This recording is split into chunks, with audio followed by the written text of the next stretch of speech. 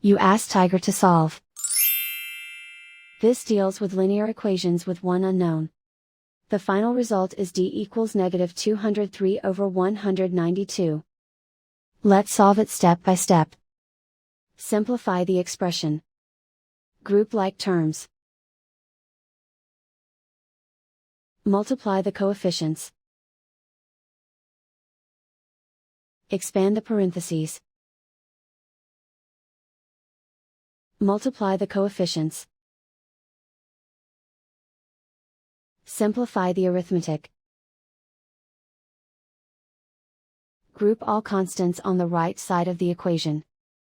Subtract 216 from both sides. Simplify the arithmetic.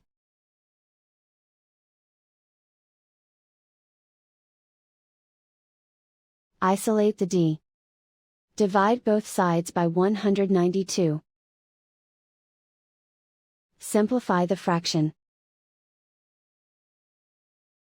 And so the final result is d equals -203/192.